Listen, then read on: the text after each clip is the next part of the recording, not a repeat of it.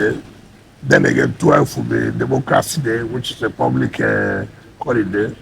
Then that will be skipped, and then we'll start the other week. It's a very large, crowded program, but we believe by the grace of God that the ones that Mr. President will be able to do by himself, the ones he may send the Vice President, the ones he may send the Senate President, the ones he may send the Speaker of the House of Representatives, or other senior government officials. And we are trying to kickstart with the inauguration of the what I call the rebrand of the International Conference Center, which of course everybody has been expecting. And then we'll go on with other projects that are very positively impactful on the lives of our people. So we have arranged for 19 days, God willing, 19 days of project commissioning. And then after that, we'll now take on flag of projects that will tend to also be ready study in office. So that's where we are now. Okay. How many days for commission of projects? 19 days. 19? Yes, 19 days. Yeah. 19 days. I think that's a good place for me to plug in. That is in fact that the exemption of the FCT from the Treasury Single Act has enabled the administration to do a lot of things at great speed and at scale. But is there also a risk of a problem of accountability and transparency in the way the funds are managed? Is that a clear and present risk? There's nothing like lack of transparency and accountability. Take for example, the money we have now is paid directly to the commercial bank. Remember, under the single treasury account, every fund goes to the central bank. Now, what's the essence of central bank? I mean, I want the subsidy to block the loopholes of revenue accruing to the federal government. We are not making revenue for federal government. I said there's no need. And that hinders us of participating in the larger financial market, of getting money to fund our projects. Take for example, the budget is passed, for example, and what comes to us? We get 1% of what the federal government gets every month. So assuming the federal government gets 800 billion naira for this month, 1% of 800 billion is 8 billion naira. That alone cannot even pay salaries, right? 8 billion naira. Now we depend on our IGR. Now, if our IGR goes to the central bank, we cannot borrow money from central bank. We can only borrow money from commercial bank. And commercial bank, what is a collateral? What can we hold in case anything happens? How do you repay? Now, what the president did, and that's what you see, the president sees government as business. He wants to succeed. And the only way to allow FCT to succeed is to unlock them and make sure that they have access for funding. Now, how much do we need for this commercial bank? We need, say, for example, 100 billion naira. How do you pay? You tie your IGR to the loan. So every month, the bank collects such amount of money. Now, with that money you have, you're going on with your project, because the money that comes every month cannot go around for you to start the execution of a project. So you need much money so that you'll be paying back with your IGR. Okay. But if the president did not do that, we would have been in a mess. And that is true to the matter, we have been in a mess. We cannot collect loan from central bank. So all we will do at the end of the month, what comes in? So the amount of money. So how do we share it? With the bogus projects, capital projects that you are carried on, it will not work. So removing of a single treasury account was a blessing And that is done by someone who understands how to make governance easy. If the president has not done that, all this we are talking about commission of projects and this and that have been the situation today. So he's removing us from the exit of funds from the cemetery account to enable us to be on our own, to raise funds and carry out projects. And that's what you're seeing today. Yeah, but the question is, what mechanisms exist for accountability of the funds that you are now able to leverage your assets to use? Yes. First of all, projects are approved when it passes 10 billion naira to the Federal Executive Council. Before that, the Bureau of Public Procurement will tell you this is the amount that can be for this project. So it is not only within you staying to approve a project. And then it is also approved in your budget. Right? Now, so what happens? When the Federal Council approves a budget that is beyond the threshold of the FCT Executive Committee, then that you now sign an agreement with the company or the contractor, as the case may be, and then we pay according to procurement out of 30%. Do you understand me? You pay. Now, you now pay a milestone based on the certificate issued by the FCDA that this contractor has done 5%. Now, in that case, you have no problem. And two, we don't sit in the offices to say, oh, the FCDA has submitted the interest certificate, pay social company. No, I don't do that. I will go to the site and see for myself and call the executive, the acting ES, come. You have recommended in the interest certificate number 1 that we should pay 10 billion naira. Can I see the work now that you can say they are qualified to be paid 10 billion naira? And so every company and the officials of FCDA, they're on their toes. They know that it's not just going to submit paper. No, I will not do that. I will not do that.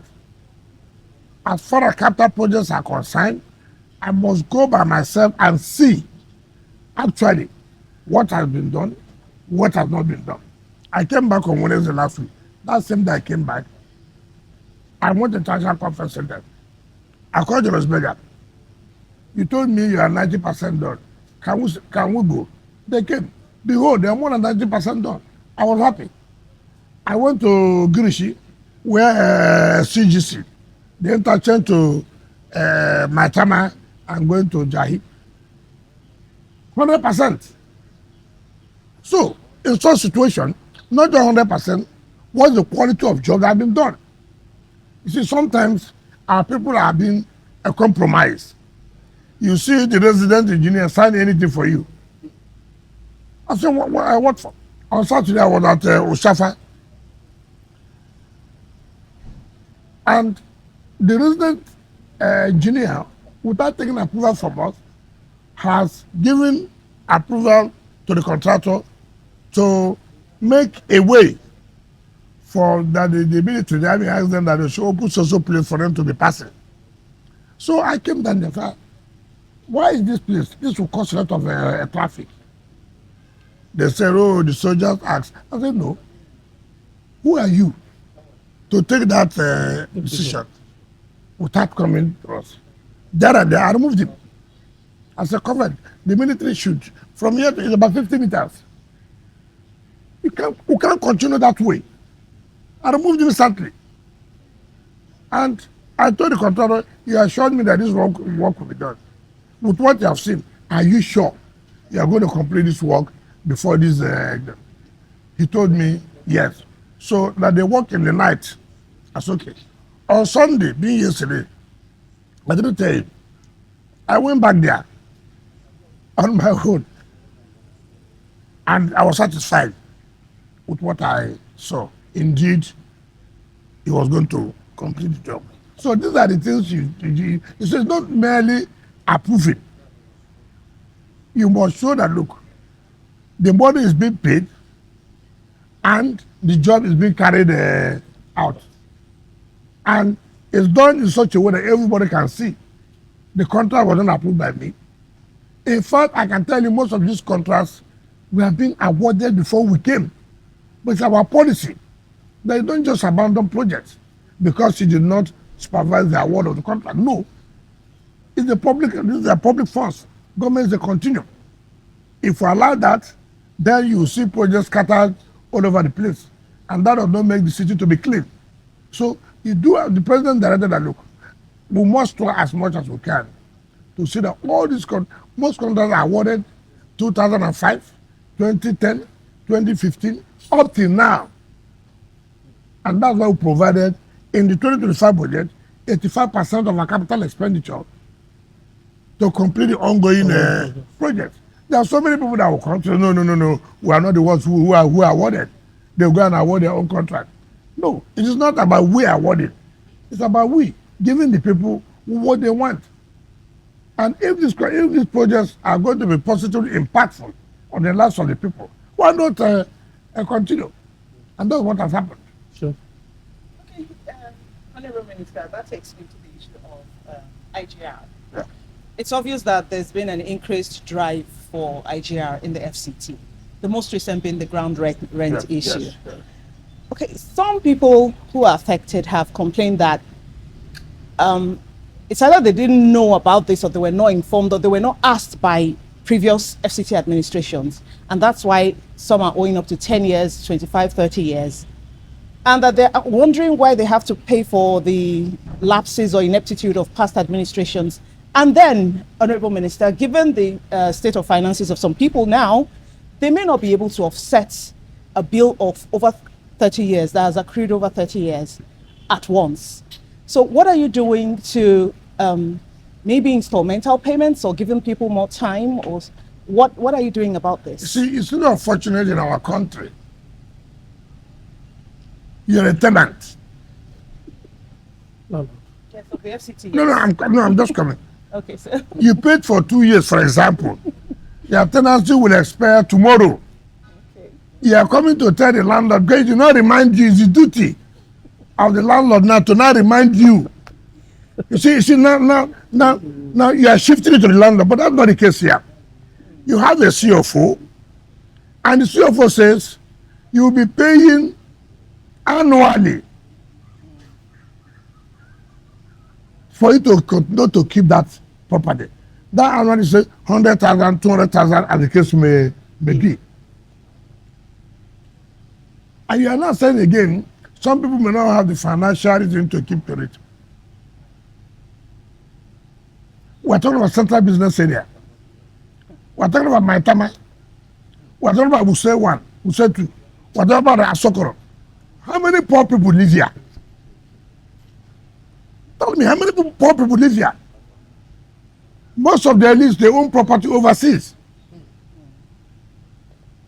But they remember that they must pay their taxes. If they don't pay their taxes, government will take over the property. Here in Nigeria, oh no, nothing will happen. Is this attitude of nothing will happen? Is this attitude of religion and ethnicity that has killed us and has kept us where we are? Take for example, I today, if you need a nation, I saw the land department publish non-payment of ground rent from more than 1 year to 10 years. I said, look, go and pay. In that number 3092, number 3092, you know whose name is that? Olabode Bianca George. Is number 3092. At that level, senior citizen, at that level, I traveled 3 days. I signed 1,500 CFOs. 3 days. I signed over 700 consent documents. Now, have you signed 1,500 CFO in 3 days? You come and collect the CFO. You take it and go and do business and collect money from the bank. Then you sit that they have not reminded you. You are supposed to pay money. What kind of citizens are that? Why do we always have to say that you know you're a debtor, you took loan from bank? You say, oh, the bank have not reminded me. The bank is going to do 2 things for you. Giving you money, and also because you achieve a protocol of reminding you that this is what is going to be your assignment, this is the job you're going to do. Look, and that's what I said. Look at a PDP secretariat. In 2005, Vincent Obulafo, as the national secretary then, wrote, when they bought that property, El-Rufai was the minister of FCT under Obasanjo's government. 2005. The members are there. El-Rufai said no. The mere fact that we're in government cannot stop you from paying tax. And so they should pay 26 million naira for the assignment. They bought this property, according to them, from one senator who lives in Kaduna. We were in government. PDP was in government in 2005. So, El-Rufai said, no, pay the money. I will talk to Mr. President then. In 2005, El-Rufai was the minister. Nothing happened, yes. In 2010, PDP was still in government. Bala Mohammed was the minister. So 2015, 5 years. 5 years. Nobody who said, look, what can we be here? Let's ratify this. Up till now, that consent has not been given. Up till now, we're not even talking about the ground rent. From 2005 to 2025, 20 good years. 20 good years.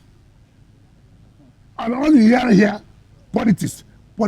Listen, I'm here. I'm looking for money. You want government to do this road.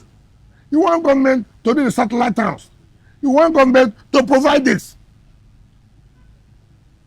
It will be from my blood.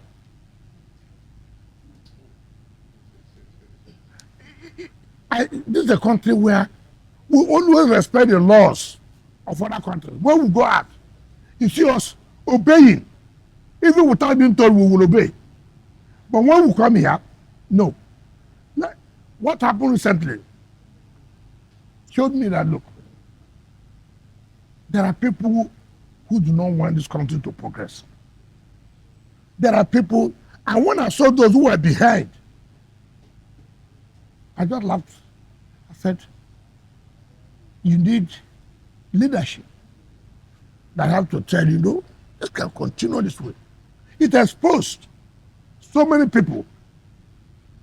All those who are complaining, are they the poor? Have you seen any poor man? He owns the house in Maitama. He owns the house in Usetu. He owns the house in Asokora. He owns the businesses in the central business area. How much are they supposed to pay? Nobody pays up to 400,000 naira as grant rate a year. And then you come and tell me, we did not remind you. You have seen your houseboys whose duty is to come and remind you that you're a debtor. Whose duty to tell you that, look, as a tenant, your house rent has expired. I mean, look at the kind of excuses. And I laugh. Some people will even say play politics. And say, oh, we're the ruling party. It will affect us. Affect you how? Are we taxing based on APC? Are we taxing you based on PDP? So how's it going to affect you? But because they know they have been exposed, all kinds of maneuvering, all kinds of blackmail. Oh, the minister is too hard. Minister is not this. These are the same people who complain that when the former government was there in the 80s, that they never knew if there was any minister. Now the same people now, I say, oh, he's too hard, he's this. The same people want you to give them, I hear you did this also, I'm living social place. Can you help me to let that be road? With which money? Yeah, but two wrongs don't make it right. So No, how? I'm doing the right thing. It's the process of recovery. Yes. Or your administrative processes. Yes. Either collect the ground rent or revocation. The argument likely that I've heard is that you don't follow due process. What is due that process? Require a court order. No, it's not correct. I don't require a court order. It's not correct. What's First of all, we're giving you notice. Okay. Remember, in March, we published. In March, we will publish about these people who are owing. In March, April, May, June. Now, look, the caucus of the leadership of PDP, led by Senator Abamoro, they came to see me. Now, look, this is the problem they have. I say, what's that? That this and that. And that. I said, okay, hold on. I turned by my right. I brought the documents, internal memos. I said, take it. Go. Read it. Tell me. They confessed that, look, it's unfortunate. I said, no, I don't want this a confession here. You go back to the party leadership. Tell them to tell Nigerians that, look, indeed they found that I did not do anything wrong. It was them. They should even thank me. They should even thank me. You know, if not with the presidential intervention, I believe that people say heaven will come down, heaven will come down. But then they said it's only 7.8 million naira, which you as a loyal party member could, dip your hand in your pocket. You can't even pay. First of all, it's not in my name. Even them cannot pay because the problem is not in their name. But that is not the point. Who is the one that will say, people like Bodeja will say so? Look at the debt owing. That's what I said, sir. Bodeja said so. How can he say so? I read what he said. If an old man has no job, sit down in your house and read their newspapers. Bodeja said, PDP made me. PDP gave me national name. PDP, I agree. Party cannot make you. You are the one that will make the party popular to win the election. Party. Now I'm coming, sir. Party cannot say we are popular. It is you, individuals, that made the party to be popular. Look at it this way. I agree that PDP made me. Ask Bode George. Who did PDP make in Lagos? It is the party that makes. Whom in Lagos did the party make since 1999? Not one assembly, not one House of Reps, not Senate, not anything. Not anything. Not anything. And then you are talking to me who has labored, campaigned, and worked for the party to be the major party in the state at national level. Meanwhile, in your own state, the party has never won the evidence, crying, complaining every day from 1999, complaining, crying. Tinubu did this, Tinubu did not do this, they reached the election. Every day, even when we were in power, we knew what we did to make sure that people take over in Lagos. It didn't work. Even when Jonathan came, we know what we did. It didn't work. Your Excellency, thank you very much. I want to ask two questions. How different is Wike's administration in FCT from your predecessors? And secondly, are you still in the PDP? Fine. It will be very wrong for me to assess myself. It is you. No, what are you doing differently from your predecessors? Look at what we are doing differently now. You have said, what be you, not you as a person. The people have said FCT was not working. And FCT is working. Which means, first of all, I'm doing things that they refuse to do. One, I have found out that most of them didn't have the courage to annoy people, to step on toes. I have a lot of interest. I take joy when I step on the toes of big men. Those who say that nothing will happen, I take joy. I say something will happen. It will happen. It makes me happy.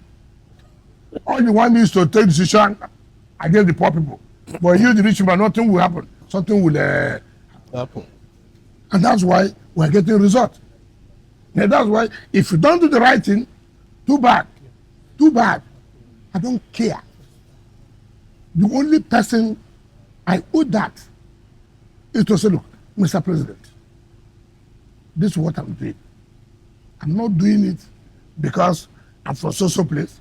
I'm not doing it because I'm from social religion. I'm doing it that I have to support the government. I have to make a difference. People, this is supposed to be a capital. You know what pains some of us that we will travel outside every time. And you see you staying in a cozy environment. Oh, this lawn was done very well. Oh, look at trees. Oh, look at it. Who did them? I don't know human beings. I don't know human beings. Why do you think that anything so it's a magic that you cannot replicate simply because we don't want to be disciplined? Simply because we believe that he's my brother. Simply because he's my sister. Or simply because we worship in the same church. We worship in the same mosque. These are the only things that anybody will give as an excuse. We don't want to do the right thing. I mean, where would we go to? Where? So, this is what we do. Now, what is that man? Which party am I? I'm in PDP. Now, you see, when people don't want to learn, you see, impurity will kill you. Like you said here, some people said, when you were governor, you were doing this. Now other people are governor. You see, that's one thing people don't learn. When I was governor, for example, the circumstances may be different. That you were lucky that you could get away with impunity. Does not mean that now you'll be lucky to get away with impunity. I tell you, see, that's what people say when they say what I'm doing now. Yesterday, nobody enforced the ground rent. That means nobody will enforce the ground rent again. You see, it's a mistake. No. The man yesterday, or you yesterday, you were lucky that the man did not enforce it. Now there's a new man who said he must enforce it. So also it is in the party. If as a governor, we were lucky, assuming we were lucky to get away with impunity, you cannot say because you too, you were also based on this impunity you were acting. And why don't you also allow that? You're lucky. You know, like with an armed robber there, you pass, you escape. Does not mean when another person is going, he will escape. No, it doesn't work that way. Now, I am still in PDP. I work hard for this party. I've not seen anybody who would have the guts to tell me, Wike, you are not a member of PDP. Who is that? What is his contribution to the party more than me? All right, let's leave party for now. Let's take you back to the FCT. I know there's a lot of questions to ask concerning the party one, but I want to take you back to something. Now, your 2 years or less than it since you became minister has been very evident in terms of the projects that you're doing. You've shown the courage to expand infrastructure. I mean, you're called Mr. Project, Mr. Infrastructure. And even without a band, a lot of residents here applaud the work that you're doing in this regard. However, there are also some people asking, so what next in terms of what to expect? Is the signature of your administration going to be about your infrastructure, roads, and the likes of it? Or are we going to see a shift away from that? Maybe not away, but a shift aside from that, maybe housing, seeing that we have housing deficit here and schools. Okay. Government cannot provide housing alone to the people. Key thing first. What drives investors to come? I want to build a mass housing estate, for example. There are no roads. How will they achieve it? I want to build a world-class medical center as an investor, but there's no road. How do I build? I want to invest in education, the best of schools in the world. There's no road. I want to do farming. How do I go to the place and do the farming? No road. Every government first must provide road infrastructure, network of roads. On Saturday, I was in Kwale. I went to Ighodalo, Kwale, and Buhari, Shafa. When I went to Kwale, from the junction to going to Abuja, they call A2 to Pi. Supposed to agree on that. A2. And it's one of the projects we're going to commission. Then from Pi, this A2 to Pi is 15 kilometers. Now from Pi to Gomani is 15 kilometers. But I remember that when I got to flagging off of Pi to Gomani, so from this A2 to Pi, the road is bad.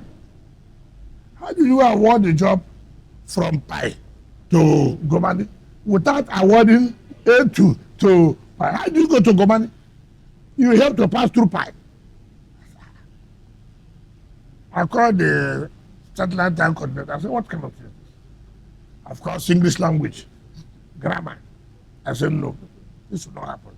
Immediately, under emergency, we awarded the A2 to Pi.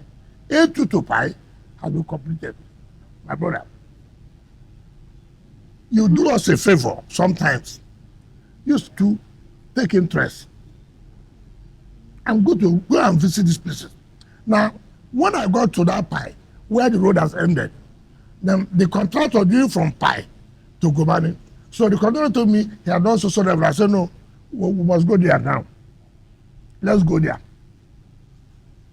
We entered the temple.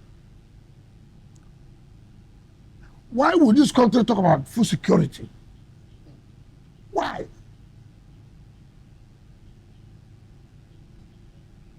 Look at the land, agrarian land. Look at the water. You can even do irrigation. I cried. I said, but again, who will go in there? There's no road. Now the road has been provided. Now people will be attracted to move in. If we don't provide road network, which is the lead to anything called development, you can't get it right. So for us, how is to create the enabling environment. The enabling environment is tackling security if there are, provide the road network. You see that investors will come. I can tell you in the next few months, I'm sure the whole of that land, the funded, there's of people to go and do farming. They'll go and take it and do land speculation. So, doesn't that put a responsibility on government again? No, that there's more for you to do in that place. That is what we're saying. Empower people to make use of the potentials of that place for agriculture. Yeah. That's what we're saying. See, the agriculture today we are talking about is not a subsistence agriculture that will make a country to be great. It is not an agriculture of from here to here. No, that is from hand to mouth. If you want to talk about agriculture that sustain a country, so this is a mechanized agriculture. And that requires a lot of funding. But sir, are we seeing the deliberate effort to get these investors in this sector that you just mentioned? Of course, that's what we're saying. I think there's this they built a Dubai City Walk. They came that they want to replicate what so they call it Abuja City Walk. That's okay, fine. I said, I'm not going to send director of land I'm not going to send the other government be to them. No. I say I am the one in charge. I said, when I'm going back, he said, I'm going back tomorrow. I said, no. To show commitment, you won't go tomorrow. Follow me. Follow me. We'll drive down. That's what I have in mind. The roads have been done. When we got there, they said, look, this is the perfect place. I said, no, it's not the only perfect place. Wait, I will give you the arrow phone now. To show our own commitment, we want this thing done. That's what leadership is all about. I don't want anybody to go and sit down and begin to do a bureaucracy for me. I want it to get done. I sat there. I called the director, I called the director of surveying, and all that. I said, listen, I'm the chief driver of this project. So I told the people, sign an agreement for me that you have to kickstart this, finish the first phase, so they signed. And then if you don't, I take back our land. They took it, I gave them. Every day, I called the director of development control. I said, listen, the moment they submit the document here of the building approval, what I told them, bring it to me. Because when you go to, without you knowing, some of these, I'm told to respect, civil servants will just sabotage you. So I called the director of development control, let me tell you, this will drive you from your work. If they bring it today, the approval must come out in 48 hours. We must do something for people to believe in us, that we are serious. See what the president is doing. Look, I'm ready to, relax so many things to encourage investors to come in. We are ready. And see now what that is going to pay off. By July, they are coming to lay the foundation. The same thing that you have in Dubai City Walk is the same thing you have in Abuja that you have in Abuja City Walk. That is, but if we had gone, there are no roads. What will happen? It will attract them. Look at so many. I just asked a question. They gave EFCC where to build an academy. They gave so many people land there. For how many years? There's no road. Yes, how do we enter the place to build an academy? We're going to commission the road. I've just finished it. Now people are driving it. Without that road, nobody will go and do anything. Without that road, yes, you cannot build an academy, which will lead to the development of the area. How do you give people land? No infrastructure. How can the city develop? Individuals don't build roads. Individuals don't provide water. Individuals have been doing it, sir. No. Tell me where individuals have provided road. All they do is they make shift. That is not road with basic infrastructure in terms of water, in terms of light, in terms of water communication. No. And you don't blame them. You don't blame them. You just go and grade something. You say it becomes road. It becomes kidnappers then. Well, I guess that's what life largely is in Nigeria, that where individuals literally, although on a makeshift basis, become government on their own. But I'm still interested in the question of infrastructure. Yes. The budget, the FCT, the budget is about 1.8 trillion, I think. Yeah. And then your administration has set aside 72% or about 1.3 trillion on capital projects. But I want to ask you a question on the small things: water, security, CCTV, and water to start with. I live in Gwarimpa. Okay. We have been struggling to get water out of the tap for the last 2 weeks. You said there's a rehabilitation going on. Yes. How long is that rehabilitation? No, you see, first of all, when things have not been done well, it has this effect. And it's very painful. It's this attitude of everything on bureaucracy. You remember when we came, they were awarded this Abuja Greater City Water through the Chinese Exim Bank and this and that.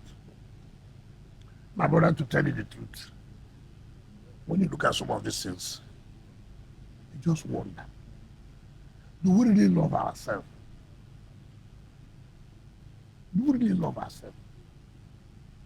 How can you, a country, who spend millions of dollars through loan, in 10 years, you've not seen the reality? Now, by the grace of God, as this administration came, the president said, look, we have been hearing about this Abuja, what is happening? I briefed him. It's okay. You have to do something. And by the grace of God, we are going to commission the first phase of the water done by CGC. Right? Now, in that same vein, we're talking about water.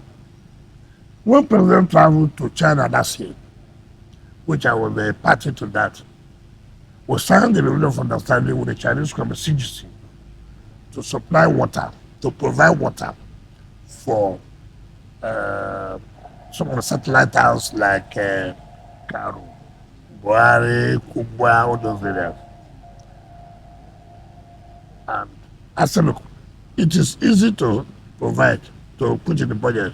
But again, the fund may not be there. You see the whole thing. Now, luckily, President's magnanimity provided 50 billion in that.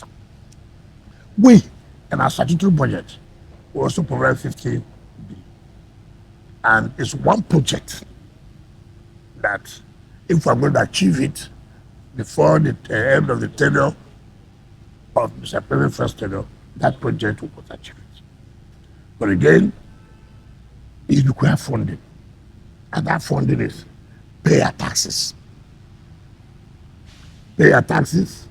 One thing I tell people, if you are paying your taxes, you are not seeing anything being done with it, you have the right to complain. I have told everybody, ask me, Mr. Wike, we have been paying our taxes. No road, no this. Ask me. Ask me. I challenge anybody. So in terms of water, we are going to.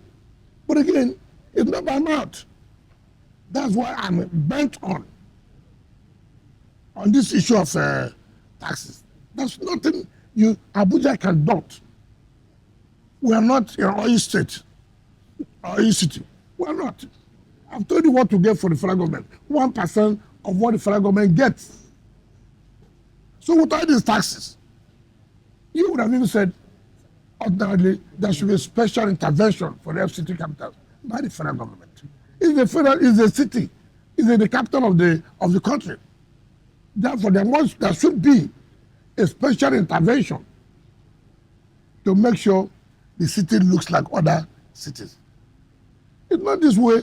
We're just breaking our head to get money to pay, and big men, elites, will be trying to say that no. That's why we are resisting. You should help us as our ambassadors to also talk to public. We are saying this should be done, this should be done. Have we done our own part? Look at the publication we made today about grand rent. Over 5,000 names and the amount there. Like my sister said, have you reminded them? We have reminded them. That's what they are saying. No, but you know, so what I'm trying to say that when the last comes, we have reminded them, go and pay. Nobody's business is to take your land. How many land will you take? Okay, take for example, they carry blackmail. Oh, minister, I want to take the whole land. You carry it to where? Give to his friends. I mean, okay, even if I give to my friends, would they not pay the ground rent? The issue that government wants the tax to be paid, so you can use the taxes to do something. That's all. That's nothing. If they pay now, take back. We're not interested. Our interest. Do you know that since we started sitting up, go and see the rush now. That's Nigeria for you. Go and see the rush. Is it what it's supposed to be? Honourable Minister, I'm staying with infrastructure, but this time mass transportation. Yes. Public transportation is getting quite expensive in Abuja now. People complain about when they try to take the ones we call drop from a very short distance. They're asking them to pay 1,000 plus. And Abuja is a city that should have effective mass transportation. What is your government doing about that? Thank you. Like you said, we always have complaints in everything. You want everything to provide, which is right. But you like it to be free. We are not doing a socialist and communist government yet. No. You know, okay, look at what's going on now. We are providing bus terminals. Go to Mabuchi, go to Kubo, go to Central Business area. It had never been there before. Part of it is to fight insecurity, and part of it is to give effective transport system. What we intend to do as to reduce the cost, like you are saying, is to provide massive, quite good number of buses and taxis in FCT's own column, that you will know that, look, this is for FCT. And then, of course, subsidize it because of the hardship. But let me tell you, there's no time Nigerians have ever complained. Honorable, can we do something?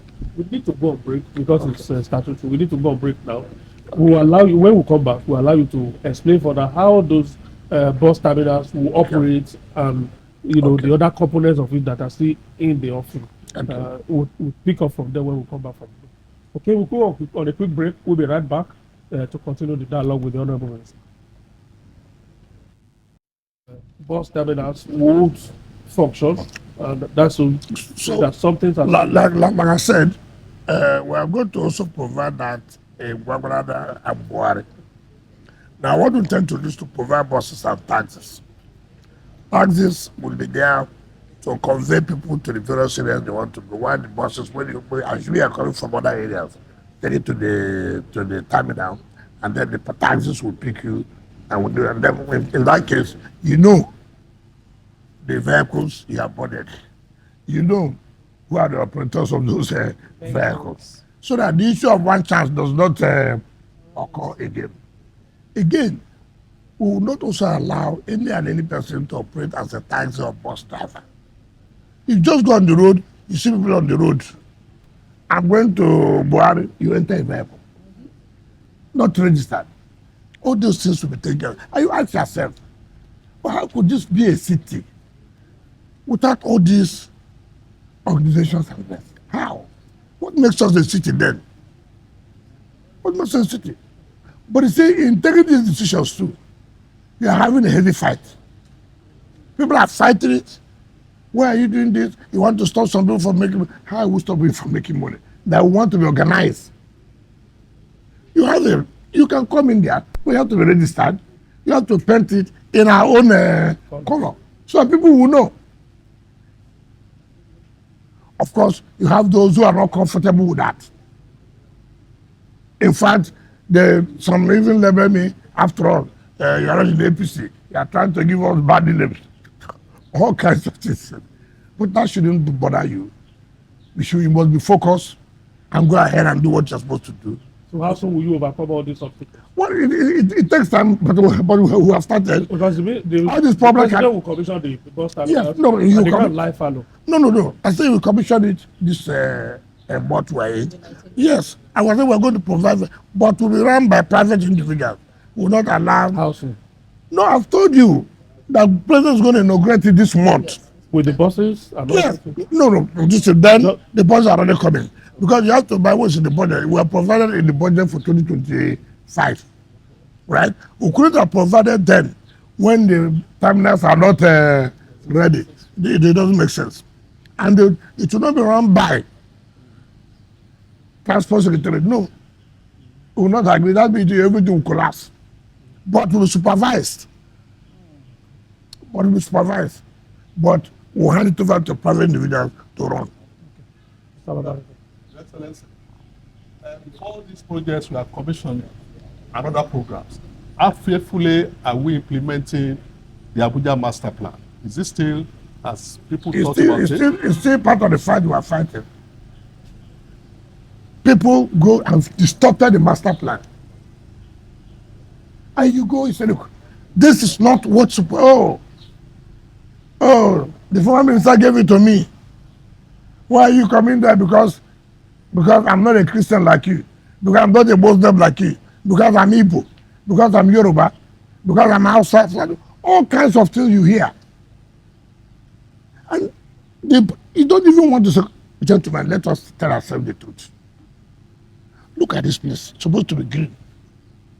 Look at it. It's supposed to be drainage. Why this? And somebody wants to say, this must be implemented. You see blackmail. They give them platforms on the television, social media, or whatever, and begin to lambast the government. Simply because you want the right thing to be done. That's where they're supposed to, if you are, even where I live, from Asokoro, going to Guzape, Papaduba. Gilbert did that road. The road is supposed to have double carriage going straight to meet up on another road in Guzape there. The community blocked it. And the whole of that place had been compensated more than 20 years ago. Nobody to take them out after compensation. So I now call the company. I called the acting director, acting executive secretary of the EFCC. Why did this road stop here? Look, it's a dual carriage. It must be leading to somewhere. He said, yes. There's about 600 meters to connect to the other road. I said, what happened? He said, the village. I said, why are you talking like this? Which village? I said, even though they have been compensated, I said, call me director of the settlement. Call me. I said, go and call the chiefs. Call their youth. I will bring it down. The road must pass. I will bring it down. The road must pass. If you like, you see, I don't understand why we don't want to accept the reality of ground. They have been paid compensation for long. No problem. I'm ready to pay another compensation. But this road must go through. It's not for me. It's a master plan of Abuja. I did not design it. I did not design it. But you have poor leadership who will not take decision. And that's why I tell people, one thing must know. Today, a leader should be able to take decision whether it's wrong or right. So many people have been president of Nigeria. Some people have identified that, oh, oil subsidy, fuel subsidy is a scam. Everybody has said so. But who has taken decision? Have you reached a compromise with the villagers? No, I'm I know that rule. I hope you don't have land there. It's you I'm worried about. Because you may be accused that it's because you have your hand. Don't worry. You see, in my position now, don't bother about the accusation they give to me. All those things will evaporate. You cannot be in government. You cannot be serving. Then you say nobody would accuse you. You don't need to worry. As I said, you don't want to serve. The point I'm making about leadership. Every president has come. This fuel subsidy is a scam. What have you done? You know it's a scam. What have you done? Courage. What did the president do? The first day he was warning, this thing has to go.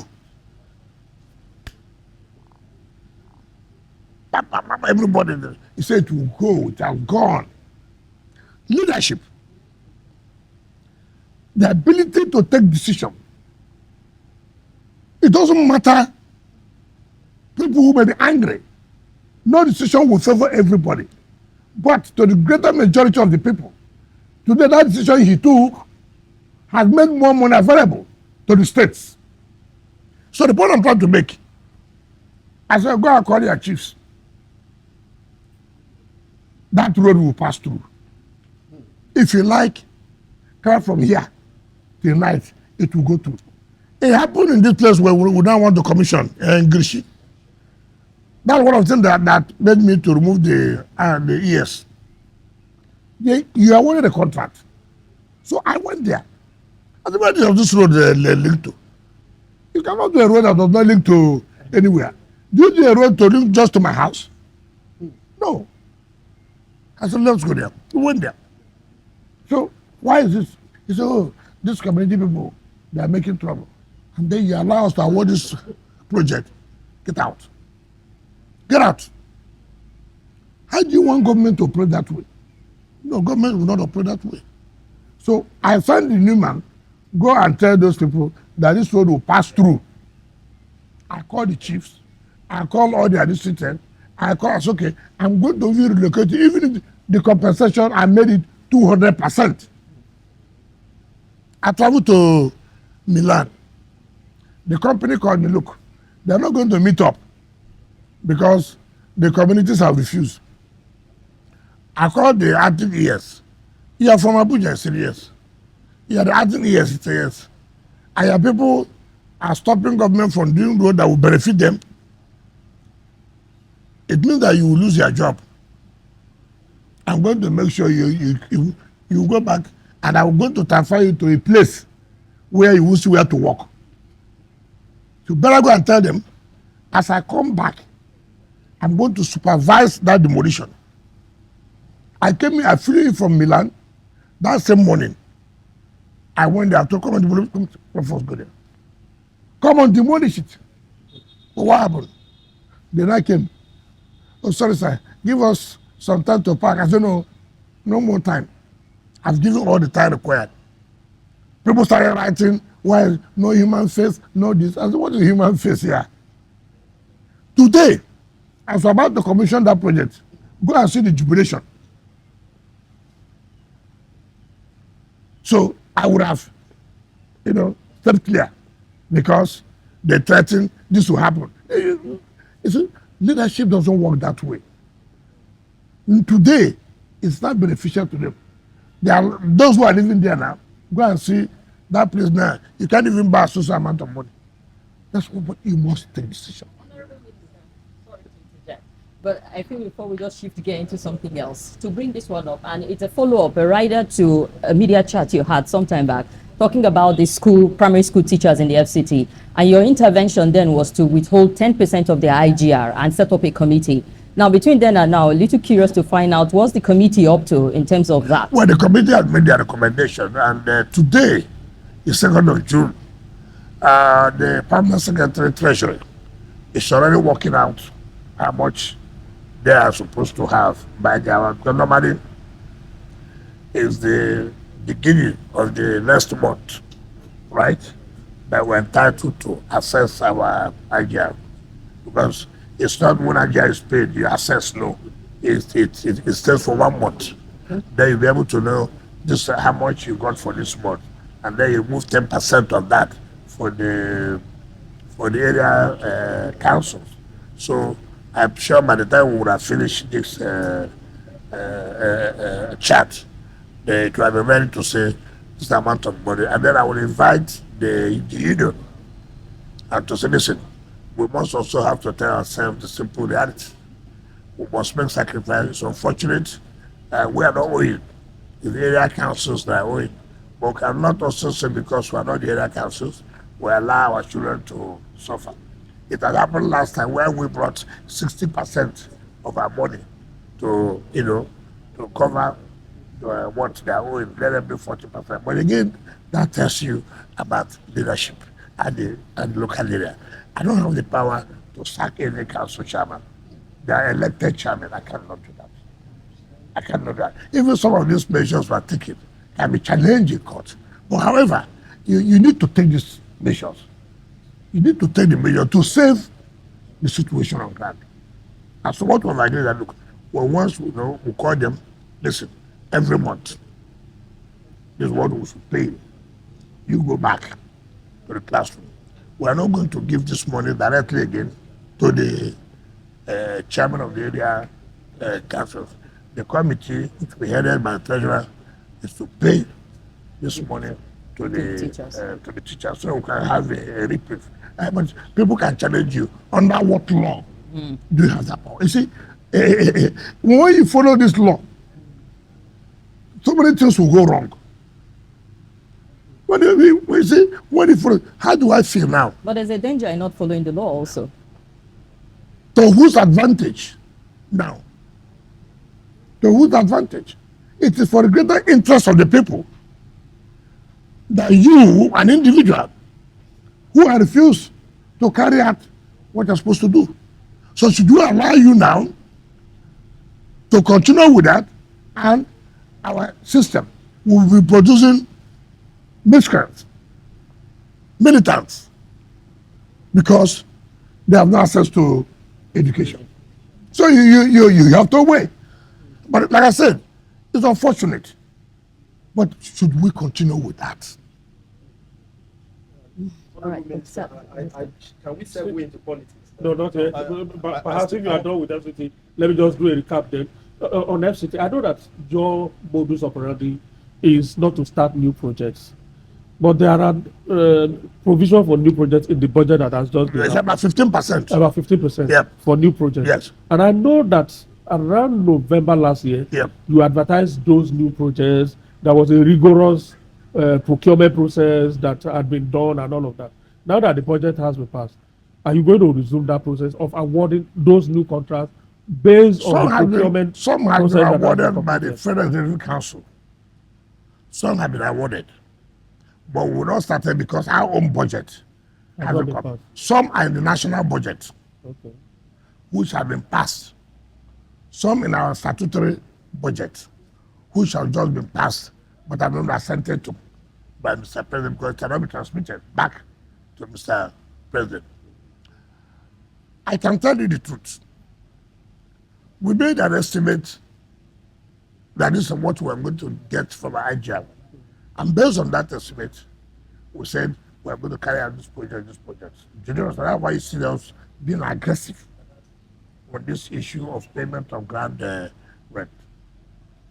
If that is not achieved, obviously, it will be like abandoned project. And that's what we don't want to have. I don't want projects awarded for the sake of being awarded. No. I want it's awarded, it has to be implemented. Okay. Like I said here, we have set up in our mind, look, the president will be 3 years, May 29 next year. What do we have to let the people know, see what the president has been able to achieve? You must have a target. You must have, look, these are things I'm going to do from now to point. But our handicap, our challenge is this issue of payment of taxes, which I say, I will do everything within our powers to see that we achieve it. It doesn't matter the blackmail. It doesn't matter the blackmail. I won't care about it because you want good soup, you put good money. You want good road, money must be there. You want bridges, money must be there. Nobody will accept you to give him a job and the job will not, and you won't pay, you don't have money to pay. It doesn't make sense. That's why you have people abandoning a project left, right, and center. Okay. So the new projects will be based within the 15% that is available in the 2025 No, 15% is the new project.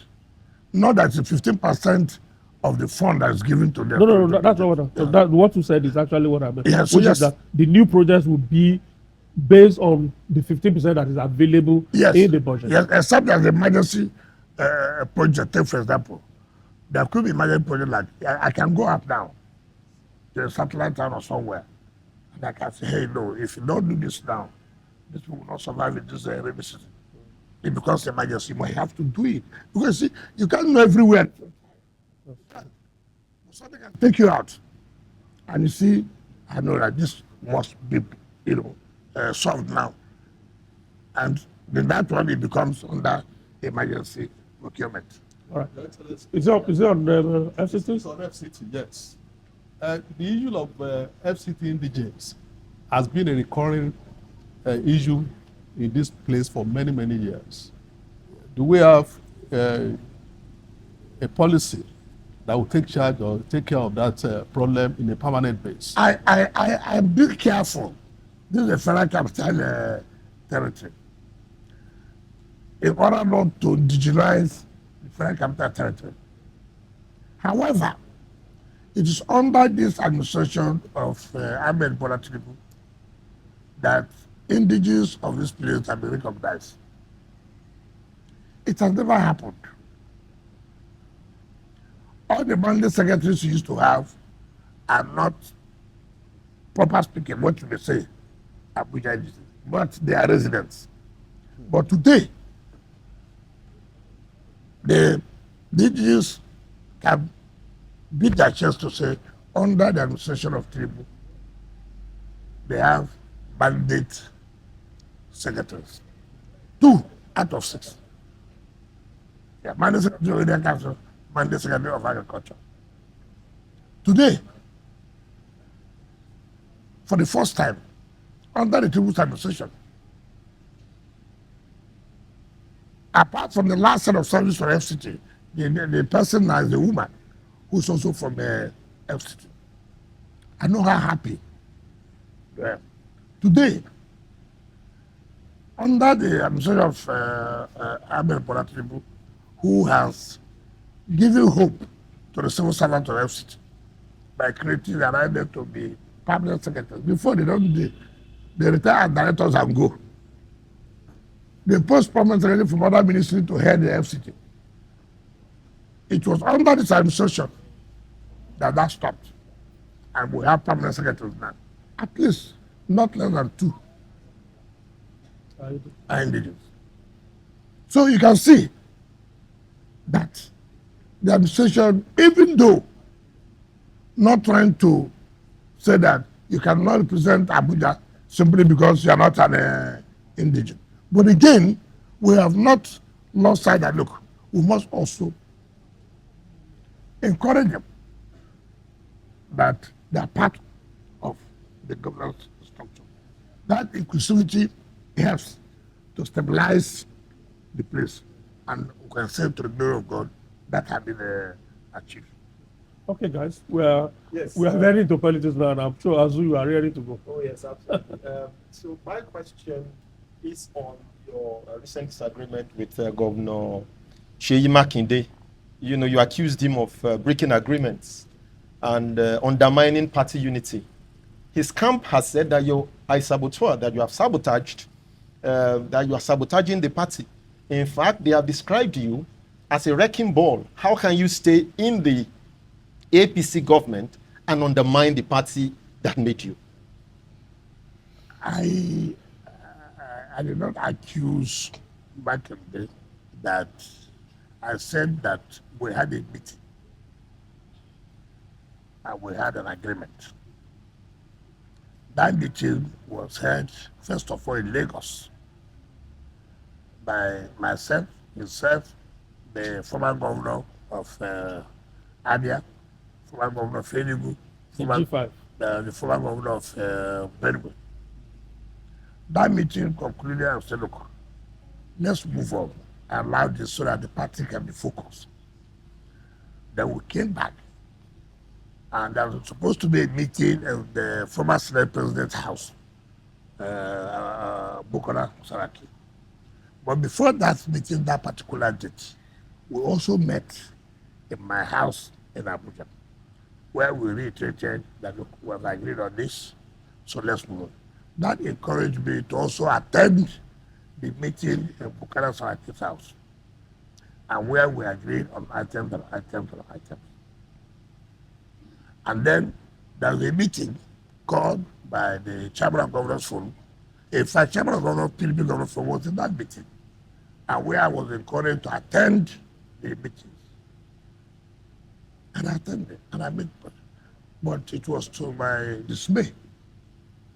And that, look, what we agreed is not what is competent. And by my investigation, which I said, look, you are my friend. It is not fair. We agree on something, then somehow it turns out differently. What did you agree on?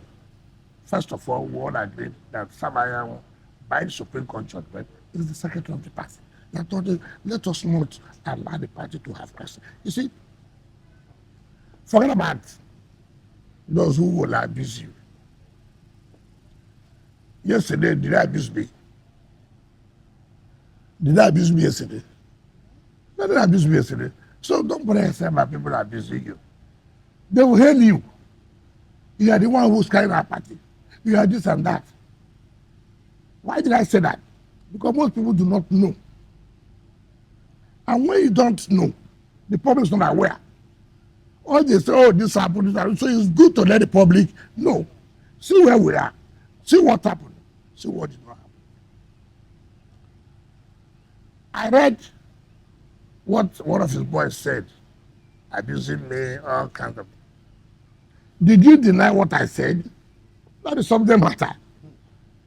It's not about I'm a spoiler, I'm this. Those are names you can give to anybody. Deny what I said. We did not agree. We did not meet. That is the issue. You can rain curses on me, no problem. In politics, if you don't want to be abused, don't go into politics. Honorable Minister, you said something, sorry to Yes. interject, but you did say Supreme Court ruling. Judgment, not ruling. Judgment. Now, it gave some bit of ambiguous interpretation to a lot of people who are saying the Supreme Court is saying that the lower court does not have the jurisdiction to determine party leadership. So it's left for the party to determine. No. You see, that's the problem we have. Who went to court to challenge that Samayam is no longer the secretary? Who went to court? It is Governor Sheyi and his people and Mbada went to court. And the State High Court, the State High Court said yes. By him running for the gubernatorial election in Imo State, that is due to have resigned. Samayam went to Court of Appeal in Enugu. There was split judgment of 2-1. Samayam went to Supreme Court. And the party also went to Supreme Court challenging that decision. The Supreme Court said, look, first of all, the man who went to court, what is locus? Assuming there's even a crisis, it's within the internal affairs of the party.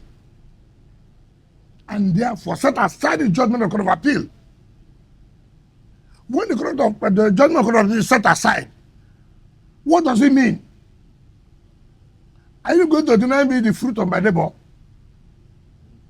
Now, what is the subject matter? Assuming they're not conceding, National Secretary position was not zone to southeast. Within zone to southeast.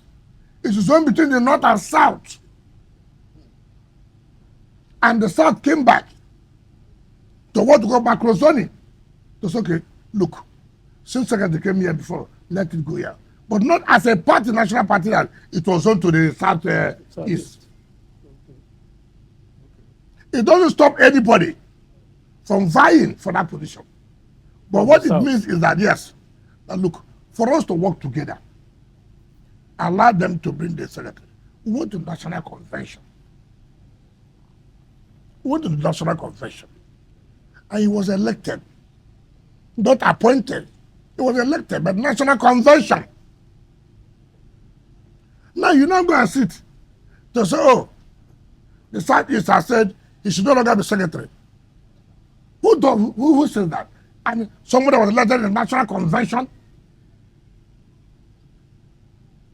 People just give all kinds of misinterpretation, say everything that they want to say. It's not correct. So the seat of National Secretary was not ab initio zoned to the southeast. No, there's nothing that we have never zoned regional. We zone north and south. Okay. Then when they zone to south or they zone to north, like the National Chairman was zoned to north, When the North now met, they said, okay, let it come from North Central. That's how you came. Then how you came and left. Now, the deputy national chairman of the party, by the constitution of our party, should be the one acting in order not to deny that, not to deny not of their chairmanship position. It is that. Now, when the North Central came up, to talk, I said, no, you cannot appoint somebody to preside over those who were elected. It must be by election. How can these people who were elected, National Working Committee, you say North Central brought somebody when it was the entire country that voted for the national chairman, even though he comes from a particular region. Now, to tell you how funny they are, they said they had a neck meeting, which is not correct. Look at the constitution of the party. Who issues notice of neck meeting? Yes. Secretary of the party. And he never issued any notice of any neck meeting. But the deputy secretary issued. How could he have? That's the point that we're making. How could he have? Under the law, the secretary is available. The secretary has not died as they want him to die. The secretary is not sick. Did you know the secretary said there's nothing like neck meeting? A committee has been set up, headed by Abubakar to reconcile people. And they have said, look, they are not ready. Now, let me get you so you understand the whole scenario. How people shoot themselves. They set up a committee to go to INEC to verify, indeed, whom the INEC recognize as National Secretary. INEC told them plainly, in fact, who led that committee that went on it was the governor of the Enugu State. The governor of Enugu State, Peter Mbak, he was one who went to INEC, and INEC told him point blank, we cannot recognize anybody other than Sam Ayamu. Two, who signed the correspondence to INEC about the PDP's candidate for the 2025 election? It was the national chairman and national secretary, that's Sam Ayamu. How could he have signed something yesterday which INEC had recognized? Tomorrow you go a whole meeting that no, he's not the national secretary. Now you see the dilemma. Why most people are running away from PDP. And if it were you, I want to run an election. I want to run an election. And the law says, our party constitution says, look, it must be signed by the national chairman and national secretary to INEC. The two must sign, not one person alone. And INEC cannot accept any correspondence from the national chairman alone. The two must sign. Now, as somebody who wants to run an election, I have a fear. Take, for example, we have the area council election in Abuja, February. The primaries will be this June, right? And candidates have emerged. Who will sign forwarding the names of the candidates to INEC? So would I take that kind of risk? Where INEC will reject. I will not take that kind of risk. Now, what I don't understand is that, I mean, up to 2023, you were a full-fledged member of the, well, you remained firmly in the PDP and fought all your battles within the PDP. Yes. Now, here we are in 2025. Yes. You are in, well, you are still a member of the PDP, Yes. but serving in the APC. Why don't you stay in PDP and fight the battle and take and take ownership like you did in the past? What am I doing now? Oh, you are serving the APC government more than that. You are serving your party. You are making a mistake. In 2023, did I not tell you I will not support their presidential candidate? Didn't I say so? I said on principle of equity and justice and fairness, the presidency should go to the south. If it does not go to the south, you cannot have national chairman at the same time. You therefore take one and give us one. Impurity. Because they were having a romance with the present government then, believing that Atiku will win. They said to hell. I said I was not going to support. So why did I not leave the party and join APC? Of all of us that time, as PDP governors today, as the so-called leaders today, who produced House Assembly, 100%. Who produced National Assembly, 100%. Who produced governor? Who? Ask them. In their various states, how many senators do you have? How many assembly do you have? Do you have a governor? No. Take for example, Olabode George supported Labour Party. I said I will not support. There's no likelihood that he has a chance to win an election. I'm a politician for Christ's sake. I read it. I know it. You can't tell me, oh, because I said no, I won't do that. This man, even if we support, he can't win the election. Forget about this sentiment of this. It will not work. So, Olabode George, and some of us, we say, look, everybody, you have to support a certain candidate. Choose whoever. We all agreed. What is the offense I've committed? That I supported Bola Ahmed Tinubu under APC. If I was playing anti-party, then PDP wouldn't have won for governorship. PDP wouldn't have won National Assembly. PDP wouldn't have won House of Assembly. Our state was the only state in this country, in PDP, that gave PDP that kind of victory. Now, you are talking about me. I never collected ministerial position without writing to the party. I wrote to the zonal. I wrote to the governor. I wrote to the national party. I challenged any of them. Whether they have said, no, don't take this position. In any case, how would they say so? When the government wrote to the governors and the rest to nominate people for appointment of board, all the governors wrote. Nominated names. I can show you the names.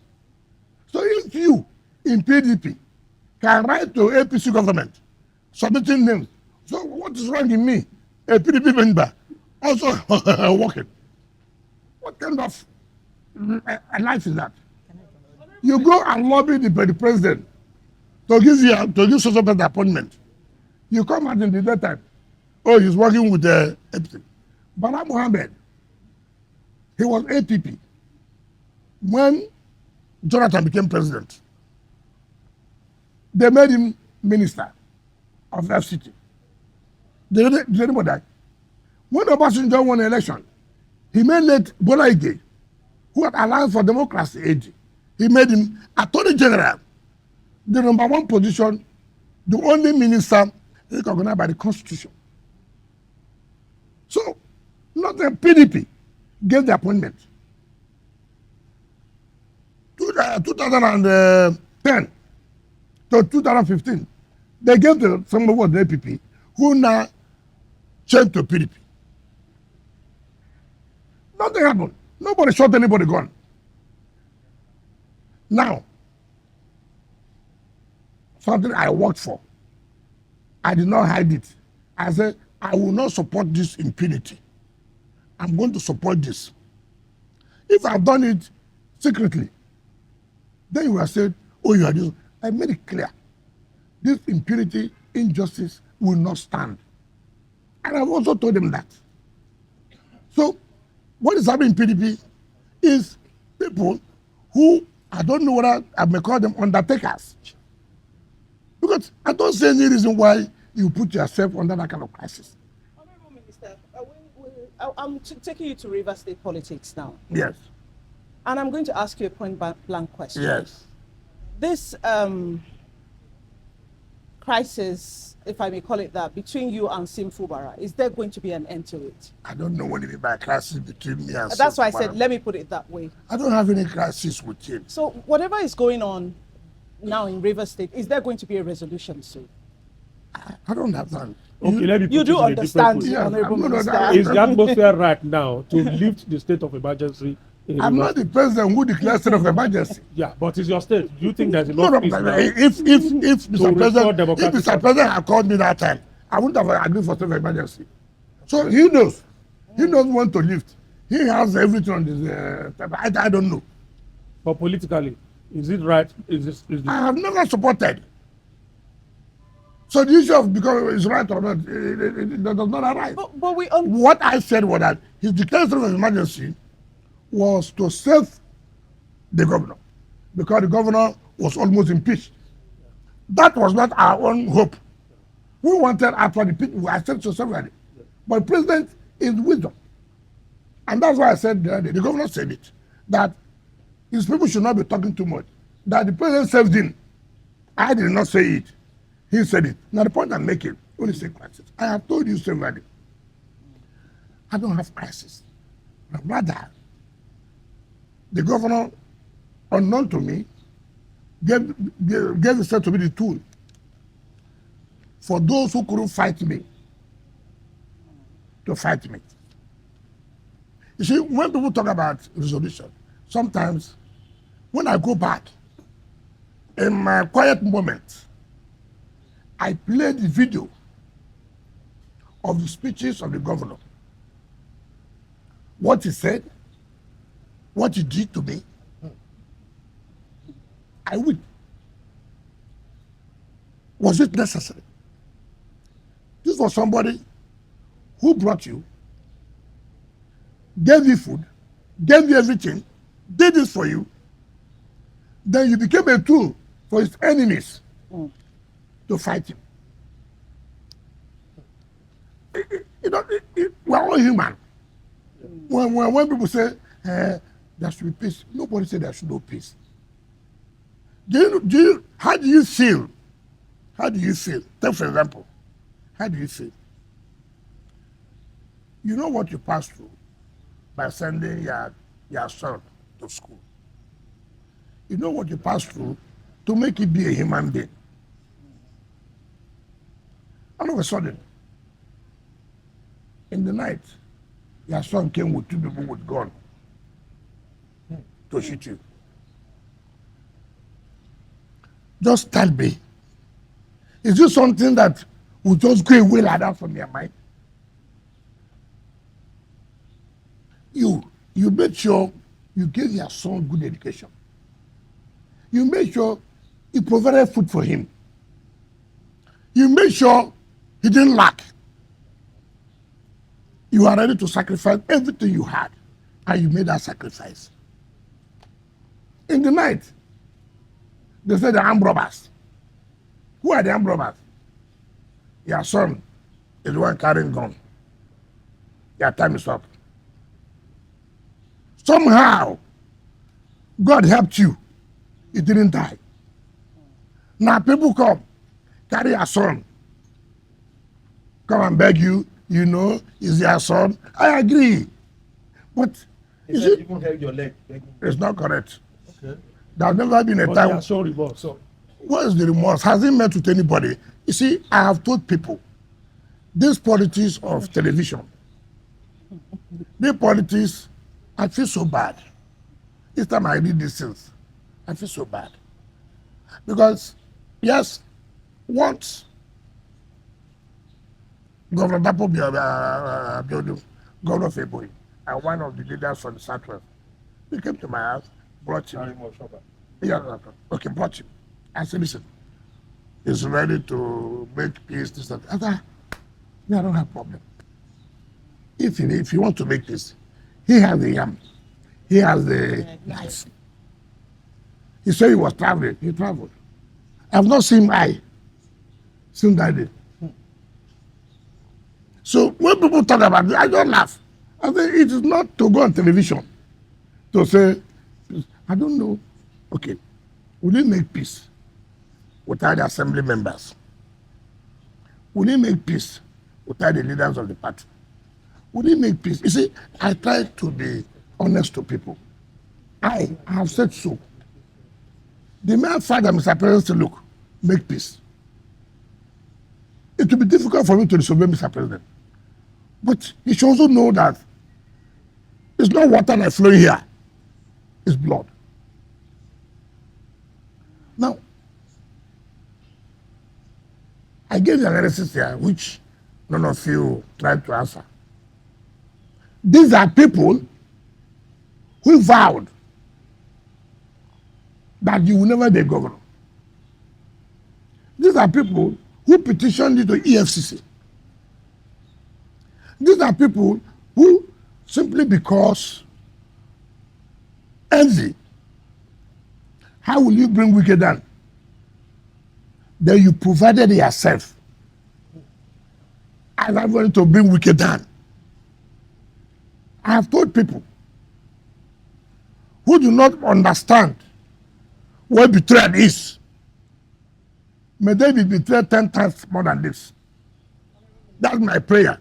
I have told you here, I need one peace, but you must show that the peace you want to is for your mind, is genuine. You are taking steps. It's not every day you're on television, you're on radio, peace is ongoing. Is it ongoing on air? How is it flying?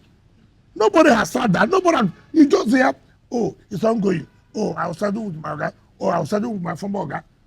As I speak to you, I've never seen him. So I don't know what is happening. I don't know the strategy people are adopting. So that tomorrow they will say, we don't want peace. Nobody. I've called assembly. Your Excellency, Your Excellency, you are operating on two theaters, the national level, and you didn't attend the last NEC meeting of the PDP. There was no NEC meeting. Legally. No, I don't know about it. So I should attend illegal. So then, secondly, you are operating also in rivers. Is there a possibility at all, if you look at it, because now the emergency will soon expire, is there a possibility of you reconciling with the governor of Rivers? That's the first part of the question. Second part of the question is that we are moving towards 2027. How do you see your future in the PDP? What is my future? You are in the PDP. Was I not in PDP before? No. Am I not in PDP? What is my future? Listen, I've told you this thing. Is it because of our Swaju presidency? Is it what they're talking about? Yes, it is important. Why do you have to ask me that? Don't you know that I said that you want to run against him, in fact. So are you not aware that I will lead the campaign in Rivers State? Why you want me to say no?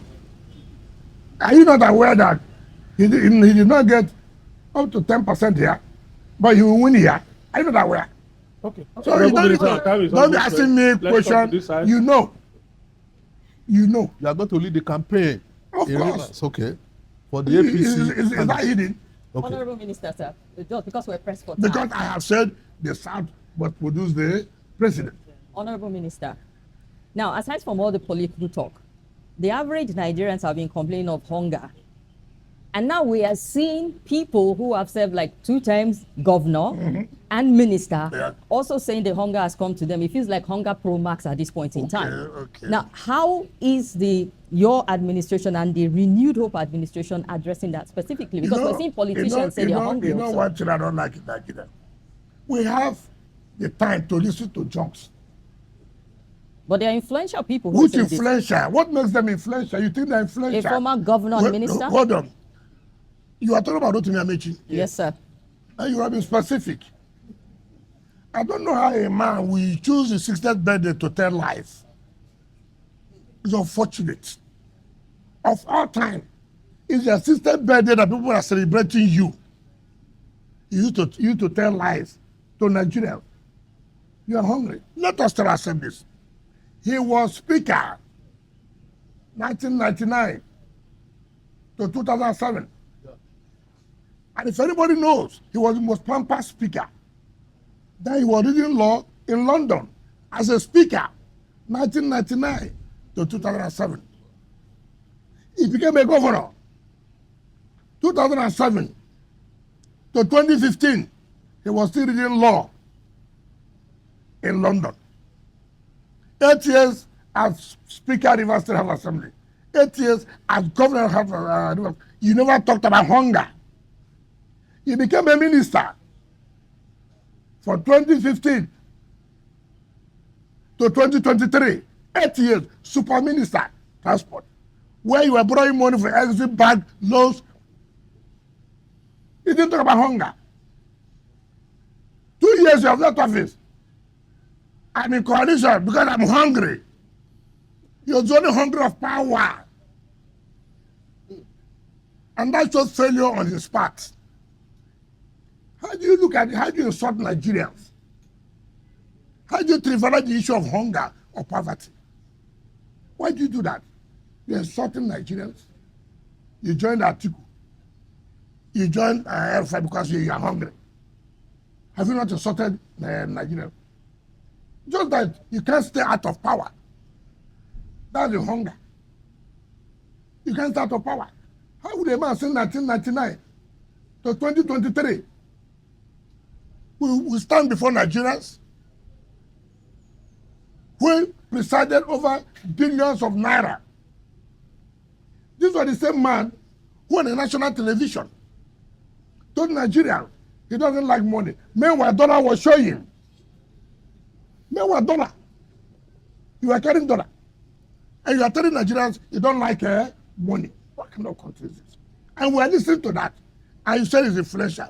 What's the influence? Let me tell you what's the influence. You know, we overrate people. We overrate people. What's the influence? He was governor 2015. He couldn't produce a successor. He couldn't give his candidate, Muhammad Buhari, come up to 25%. He was a sitting minister in 2019. No president had ever moved with soldiers the way he came with soldiers. He said he produced a governor. He couldn't produce a candidate. Again, his candidate Buhari didn't make 25%. He was the teacher of campaign. Again, in 2023, he came. Okay, this time around, I'm going to support Atiku. In PDP, thank God, we did not support PDP. If I supported PDP and they won, he would have taken the glory. We said, okay, we will not support PDP. They failed. They didn't even get 10%. So what is his influential? It's just because, you see,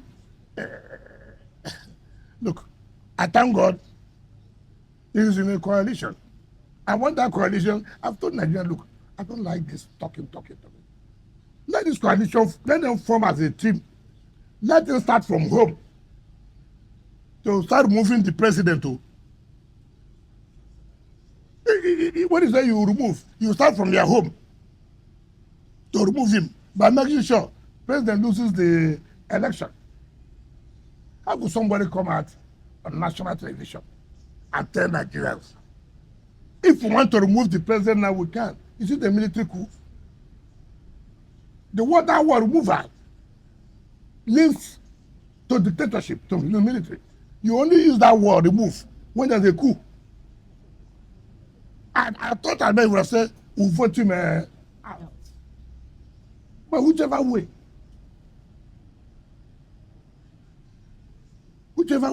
Why would a man not talk about, you saw what happened in this country in 2015, 2019. Look at the sovereign and then passed to 2023. All right, we have just 2 minutes. And the man is telling you that he's hungry. Any quick question? Insulting Nigeria, are you clapping her for him? Honorable Minister, okay, I do have a quick one. Yes, the minister can deal with in 2 minutes because that's just. I just want to know, Honorable Minister, final question. Do you care about PDP? Because there are critics who say PDP is going to implode. 2027, it might not survive it because of the infighting that is going on within the party. Now you're a stakeholder, you're an influential person, you're relevant in the party. Look, and let me tell you. If I say something about PDP today, they're telling me, let them, I know you already want to lead me. Say it. Let them leave the party. No, but people are saying the party will die a natural death. Let me tell you, implode. because some people want to kill it. We say it will not die. We'll make sure it will not die. That's why we don't allow them to get what they want. But it's losing stronghold. Delta is gone you already. say it. That is to tell you. Okay, look at it. If it's a party, leadership problem, look at it. You won't tell me that you didn't have intelligence that Delta will go. You won't tell me that you didn't have intelligence that was Akwa Ibom. Akwa Ibom. Now, leadership. What do we do? Should we have? Should we have? No. Send a tip. But why are you doing this? No, you're making a mistake. This. Impunity. Let them go. Let them go. You know, it's opposition does not do impunity. No. We try to see beg, put everybody together. You don't say, let them go. Let me tell you, they are just playing to the gallery. I cannot do that. The more you look, the less you see them. All these people shouting. I just give you some time. I came out. You have seen me here. I said I will support that. So I didn't say that. I didn't have these people. The way we won other elections, that I will win. You don't understand me? I'm not a liability.